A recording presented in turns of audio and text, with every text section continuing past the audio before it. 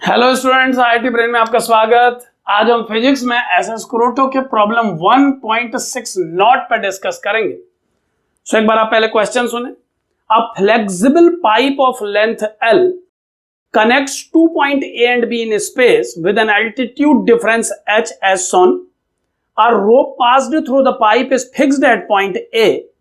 Initial acceleration A of the rope at the instant when it is released is neglecting the friction between the rope and the pipe walls. तो क्या है problem, एक बार समझें कि कुछ इस तरह से एक पाइप को दिखाया गया है इस प्रॉब्लम में ए और बी पॉइंट के बीच में,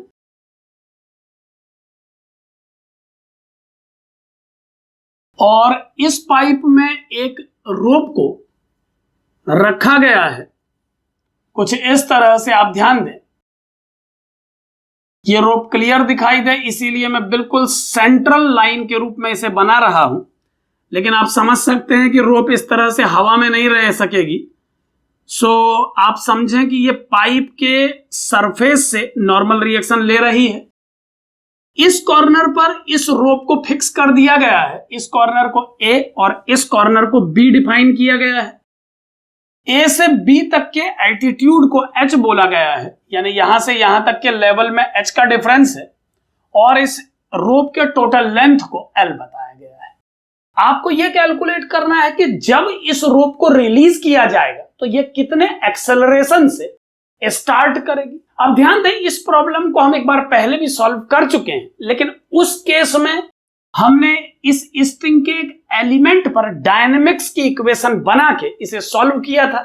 पहले हमने टेंशन कैलकुलेट किया था और फिर डायनेमिक्स की इक्वेशन की हेल्प से उस टेंशन से इस रोप के एक्सेलरेशन को कैलकुलेट किया था। अपनी इस क्लिप में हम सेम प्रॉब्लम को वर्क एनर्जी थ्योरम से सॉल्व करने की कोशिश करेंगे। तो ध्यान दीजिए किस तरह से सॉल्व किया जाएगा, एक बार समझें। मान लीजिए आपने रोप के इस कॉर्नर को रिलीज किया, और रिलीज करने के डेल्टा टी टाइम इंटरवल के बाद आपने इस रोप को v वेलोसिटी से मूव करता हुआ देखा। अब यहां पर ध्यान दें कि मैं डेल्टा टी को एक बहुत स्मॉल इंटरवल के रूप में कंसीडर कर रहा हूं प्रॉब्लम में। किसी प्रकार का कोई फ्रिक्शन इस पाइप की वॉल्स और इस रोप के बीच में परफॉर्म नहीं कर रहा है। डेल्टा टी टाइम इंटरवल के बाद जब मैं इस रोप की वेलोसिटी को v कह रहा हूं, तो आप समझ सकते हैं कि इस रोप के हर एलिमेंट की स्पीड को v हो जाना चाहिए। यहां पर ध्यान दें कि इस रोप के हर पॉइंट की वेलोसिटी डिफरेंट हो सकती है, लेकिन सभी का वेलोसिटी मैग्नीट्यूड सेम होगा, और यही वजह है कि मैं ये कह रहा हूं कि इस रोप के हर एलिमेंट की स्पीड को इस कॉर्नर से रोप को रिलीज करते ही v हो जाना चाहिए। अब ध्यान दें, अगर इन सभी जानकारियों के बेस पे मैं वर्क एनर्जी थ्योरम को इस रोप पर अप्लाई करूं तो क्या इक्वेशन मुझे मिलेगी, आप समझें। मान लीजिए इस रोप का कंप्लीट मास m है, तो इसकी काइनेटिक एनर्जी को रिलीज करने के बाद लिखा जाएगा हाफ mv², जबकि हम जानते हैं कि इनिशियली ये रोप रेस्ट में थी, तो इसकी इनिशियल काइनेटिक एनर्जी को 0 होना चाहिए। और चूंकि हम जानते हैं कि काइनेटिक एनर्जी चेंज को किसी सिस्टम के लिए work done by all force से इक्वेट किया जाता है, सो इसे work done by all force के इक्वल होना चाहिए। अब ध्यान दें, work done by all force calculate करना होगा हमें इस केस में, तो वर्क के रूप में एक फोर्स इस पाइप के नॉर्मल रिएक्शन के रूप में इस रोप को मिल रहा है, और हम जानते हैं कि किसी भी एलिमेंट पर लगने वाले नॉर्मल रिएक्शन का डायरेक्शन उस एलिमेंट के मोशन के परपेंडिकुलर होगा। Net work done by normal reaction 0 होना चाहिए। ठीक इसी प्रकार स्ट्रिंग के उस कॉर्नर को रिलीज कर देने के बाद टेंशन के द्वारा किए गए वर्क डन का भी कोई इन्वॉल्वमेंट इस प्रॉब्लम में नहीं है। आप समझ सकते हैं कि केवल ग्रेविटी ही एक ऐसा फोर्स है जिसके वर्क के द्वारा इस रोप ने एनर्जी डेवलप की है अपने में। अब ग्रेविटेशनल फोर्स के वर्क को कैलकुलेट करने के लिए कुछ इस तरह से आप माइंड मेकअप करें। आप मान लें कि डेल्टा टी सेकेंड में इस रोप का हर एलिमेंट अपनी पोजीशन से डेल्टा एल डिस्प्लेस हो रहा है, यानी आप मान सकते हैं कि यहां जो एलिमेंट प्रेजेंट है वो इस टाइम डेल्टा टी में अपनी पोजीशन से डेल्टा एल डिस्प्लेस हो जाएगा। तो क्लियरली जो रोप अभी इस ए पॉइंट से बी पॉइंट तक एक्सटेंडेड है, वो टाइम इंटरवल डेल्टा टी के बाद ए पॉइंट को छोड़ के कुछ इस जगह से इनिशिएट करेगी और इसका एंड टर्मिनल इस पॉइंट से आगे बढ़ के कुछ यहां पर पहुंच जाएगा। यहां पर आप ध्यान दें कि डेल्टा टी को इनफाइनाइटली स्मॉल टाइम इंटरवल के रूप में कंसीडर किया जा रहा है, और आप समझ सकते हैं कि ऐसा होना चाहिए क्योंकि हम किसी इंस्टेंट के लिए एक्सेलरेशन को कैलकुलेट करने की कोशिश कर रहे हैं। हम इस प्रॉब्लम में जस्ट उस इंस्टेंट पर एक्सेलरेशन निकालना चाहते हैं जब स्ट्रिंग को रिलीज किया गया है। तो डेल्टा टी को लिमिटिंग कंडीशन में टेंडिंग टुवर्ड्स जीरो होना चाहिए। सो इस delta T tending to zero condition को मानते हुए मैं ये कह रहा हूं कि अगर ये कॉर्नर डेल्टा एल एक स्मॉल डिस्टेंस आगे बढ़ा है अपनी पोजीशन से, तो इस कॉर्नर का जो रोप पॉइंट है वो भी अपनी पोजीशन से स्मॉल डिस्प्लेसमेंट डेल्टा एल आगे बढ़ेगा। अब आप ध्यान दें कि जो रोप पहले ए पॉइंट से बी पॉइंट तक एक्सटेंडेड थी, अब वो ए से कुछ आगे से स्टार्ट कर रही है और बी के कुछ आगे वाले पॉइंट तक पहुंच रही है। तो क्लियरली इस स्टार्टिंग पोजीशन से लेकर इस पोजीशन तक रोप के सभी पार्टिकल्स का अरेंजमेंट वैसा ही है जैसा कि पहले था।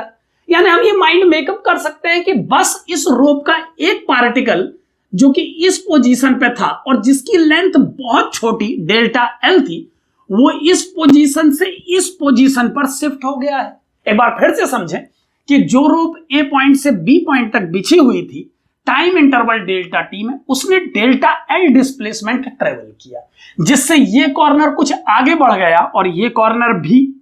अब इस रोप का नया एक्सटेंशन और पुराना एक्सटेंशन देख करके हम ये क्लियर समझ सकते हैं कि ये जो लाइन मैंने खींची है, इस लाइन से इस पॉइंट बी तक सभी पार्टिकल्स अपने पुराने अरेंजमेंट में ही हैं। केवल ए से लेकर इस लाइन तक का ये छोटा सा एलिमेंट इस पोजीशन पर ट्रांसफर हो गया है।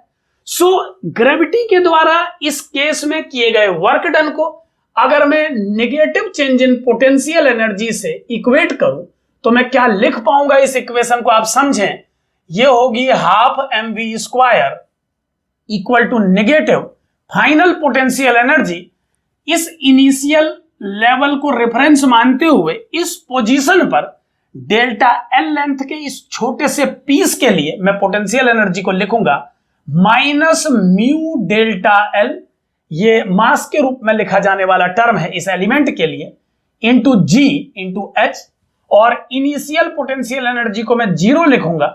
आप समझ सकते हैं कि उसी पोजीशन को रेफरेंस माना गया है और पोटेंशियल एनर्जी रेफरेंस के अकॉर्डिंगली लिखी जाती है।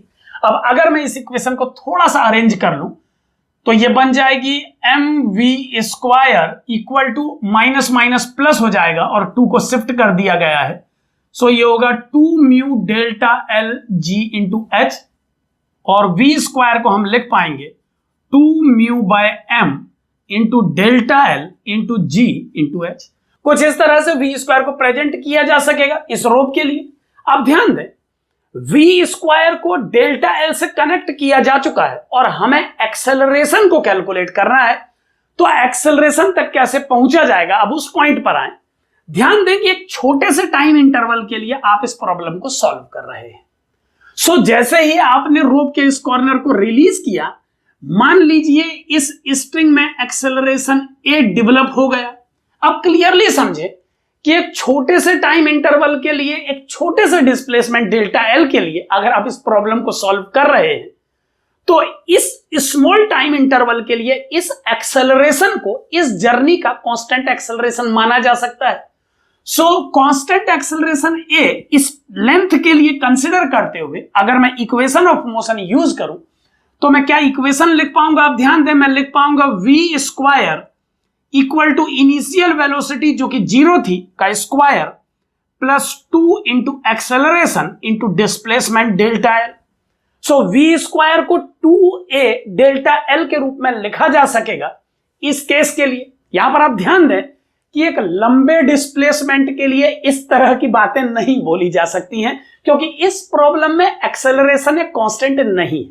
लेकिन आप यह भी समझ सकते हैं कि अगर लिमिटिंग कंडीशन में एक एलिमेंट के इक्विवेलेंट डिस्प्लेसमेंट के लिए डिस्कशन किया जा रहा है, तो एक्सेलरेशन को उस पर्टिकुलर टाइम पे एक कांस्टेंट एक्सेलरेशन के रूप में माना जा सकता है। सो अगर मैं इस एक्सेलरेशन को कांस्टेंट मान लूं तो v स्क्वायर को 2a डेल्टा एल लिखा जा सकेगा, और इस कन्वर्जन के बाद ये इक्वेशन क्या बन जाएगी, आप ध्यान दें, ये होगी 2a delta L equal to 2 mu upon m delta L into g h, और डेल्टा एल को कैंसिल करने के बाद 2 से 2 को कैंसिल करने के बाद a का वैल्यू हमें मिलेगा mu into g H upon m। अब फाइनल लाइन में अगर मैं मास डेंसिटी म्यू का वैल्यू अप्लाई कर दूं, आप जानते हैं कि इस पूरे प्रॉब्लम में म्यू को मास डेंसिटी की तरह यूज किया गया है, सो इस म्यू को total mass of string upon total length of string के रूप में लिखा जा सकता है। सो म्यू का वैल्यू इस इक्वेशन में अप्लाई करने पर हमें मिलेगा m upon L into M into g h, और m को कैंसिल करने के बाद जो एक्सेलरेशन का फाइनल वैल्यू आएगा वो होगा जी एच अपॉन एल, और यही इस प्रॉब्लम का सही आंसर है। सो कुछ इस तरह से एनर्जी कंसेप्ट यूज करके भी आप इस प्रॉब्लम को सॉल्व कर सकते हैं।